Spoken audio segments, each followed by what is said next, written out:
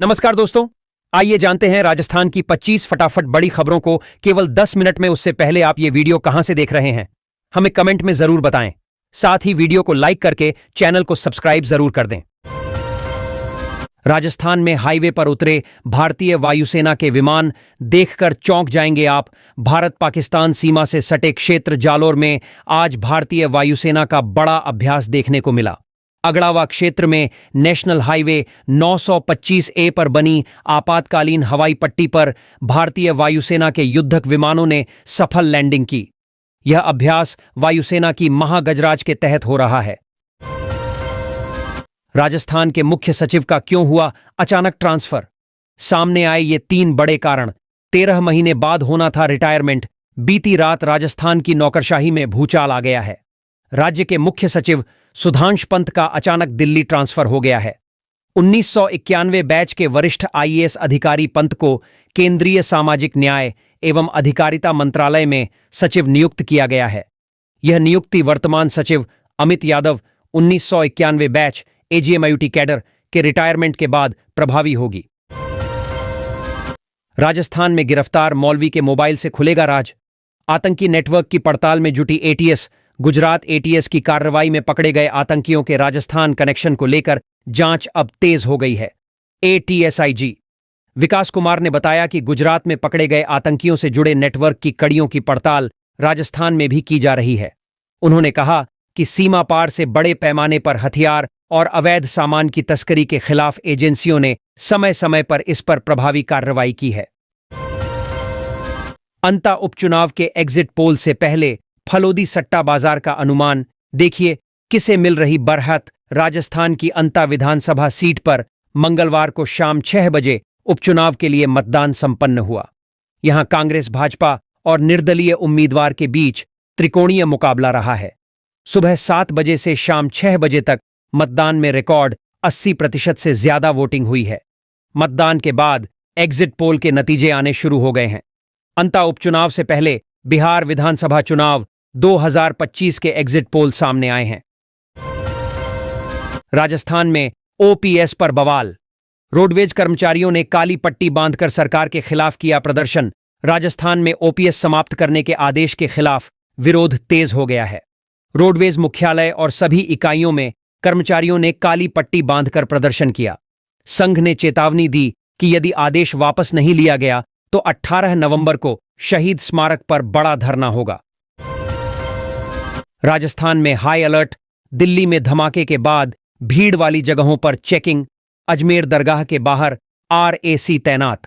पुलिसकर्मियों की छुट्टियां निरस्त। दिल्ली में लाल किले के पास कार में जोरदार धमाके के बाद राजस्थान में भी हाई अलर्ट है। सभी भीड़भाड़ वाली जगहों पर चेकिंग की गई। अजमेर में ख्वाजा मोइनुद्दीन चिश्ती की दरगाह के बाहर RAC के जवान तैनात किए गए हैं। अंता में हुआ 77% से ज्यादा मतदान। 3 दिन बाद पता चलेगा किसकी हुई जीत। अंता उपचुनाव 2025 में 268 मतदान केंद्रों पर वोट डाले गए। शाम 5 बजे तक करीब 70.17% मतदान हुआ है। सभी महिलाओं को हर महीने मिलेंगे 7,000 रुपए। देश की महिलाओं के लिए रोजगार और आत्मनिर्भरता का एक नया रास्ता खुल गया है। भारतीय जीवन बीमा निगम LIC ने बीमा सखी योजना 2025 की शुरुआत की है। इस योजना के तहत महिलाओं को बीमा एजेंट के रूप में काम करने का अवसर दिया जा रहा है, जिससे वे हर महीने 7,000 रुपए तक की आय कमा सकती हैं। भजनलाल सरकार ने खोला खजाने का मुंह।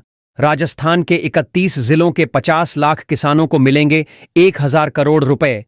राजस्थान के किसानों के लिए बड़ी खुशखबरी सामने आ रही है। अतिवृष्टि के कारण अपनी फसलों को खो चुके किसानों के लिए सूबे की भजनलाल सरकार ने अपने खजाने का मुंह खोल दिया है।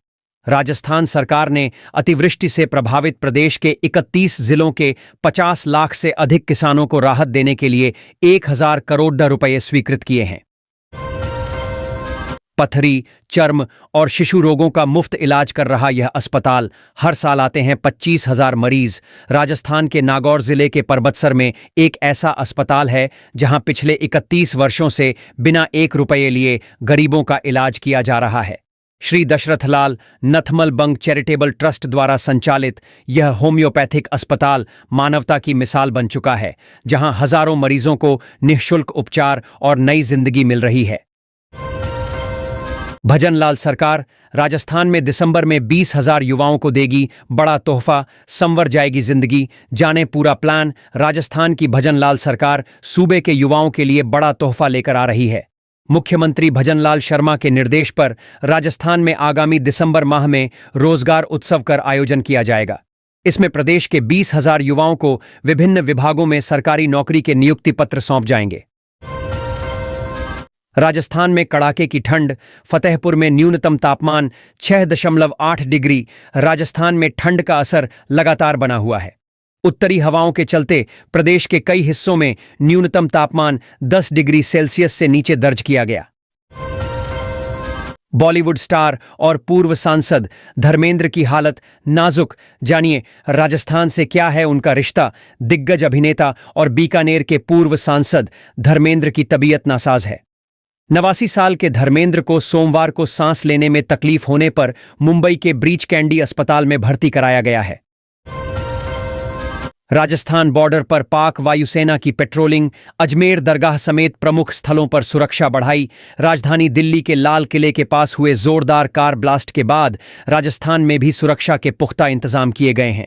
पूरे राज्य में हाई अलर्ट जारी किया गया है और पुलिसकर्मियों की सभी छुट्टियां रद्द कर दी गई हैं। अंता विधानसभा उपचुनाव। कीचड़ में धरने पर बैठे निर्दलीय प्रत्याशी नरेश मीणा। सांकली के ग्रामीणों का किया समर्थन। जिले की अंता विधानसभा सीट पर मंगलवार को शांतिपूर्ण माहौल में जारी मतदान के बीच नया बवाल खड़ा हो गया।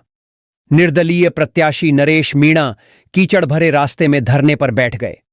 वहीं निर्वाचन आयोग के निर्देशों के तहत मतदाताओं को मोबाइल फोन लेकर मतदान केंद्रों में प्रवेश की अनुमति नहीं दी गई। दोपहर 3 बजे तक लगभग 64.86% मतदान दर्ज किया गया। वनों के संरक्षण के लिए क्या कदम उठाए जा सकते हैं? वनों की कटाई पर रोक लगाएं।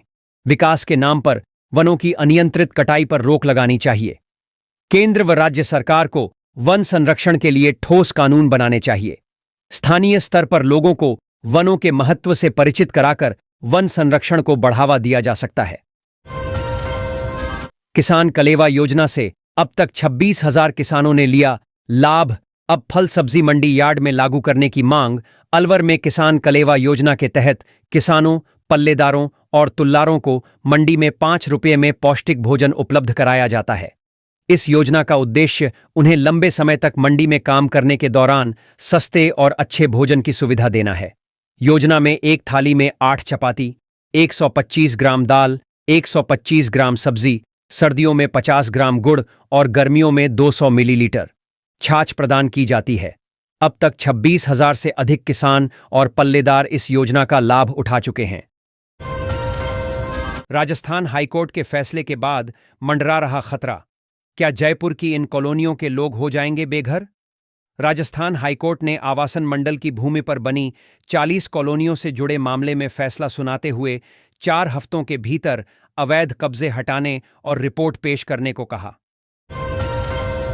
राजस्थान में सुरक्षा जांच तेज। बाड़मेर समेत कई जिले हाई अलर्ट। शेखावत बोले, दोषी बख्शा नहीं जाएगा। दिल्ली धमाके के बाद राजस्थान के बाड़मेर, भरतपुर और अलवर में सुरक्षा व्यवस्था कड़ी कर दी गई है, जबकि सिरोही में सुरक्षा के समुचित प्रबंधों का अभाव दिखा है। बाकी जगह रेलवे और बस स्टेशनों पर सर्च ऑपरेशन जारी है। वहीं केंद्रीय मंत्री गजेंद्र सिंह शेखावत ने कहा कि जांच पूरी होगी और दोषी कोई भी हो उसे छोड़ा नहीं जाएगा। अंता उपचुनाव में हंगामा। ग्रामीणों के समर्थन में नरेश मीणा ने दिया धरना। अब तक 64.68% मतदान। अंता विधानसभा उपचुनाव में सोमवार को सियासी तापमान अपने चरम पर रहा, जहां एक ओर दोपहर 3 बजे तक 64.68% मतदान दर्ज किया गया, वहीं दूसरी ओर सांकली गांव के लोगों ने मतदान का बहिष्कार कर चुनावी माहौल को गरमा दिया। जयपुर के दूधू में निर्माणाधीन मकान की छत गिरने से 3 से 4 मजदूर दबे। पाली में बांडी नदी में मिला नरकंकाल। राष्ट्रीय स्वयंसेवक संघ के सरसंघ चालक डॉक्टर मोहन भागवत 12 से 16 नवंबर तक जयपुर प्रवास पर रहेंगे। शताब्दी वर्ष के कार्यक्रमों के तहत वे कई गतिविधियों में भाग लेंगे। 15 नवंबर को एसएमएस इंडोर स्टेडियम में एकात्मक मानव दर्शन पर संबोधन और 16 नवंबर को पाथेय भवन में विशेष ग्रंथ का विमोचन करेंगे। खेल की स्टिक छोड़ मां की जान बचाने के लिए फावड़ा थामे नेशनल लेवल की हॉकी प्लेयर नागौर के जैसासनी गांव की रहने वाली नेशनल हॉकी खिलाड़ी गुड्डी देवी आज अपनी मां के इलाज के लिए संघर्ष कर रही हैं।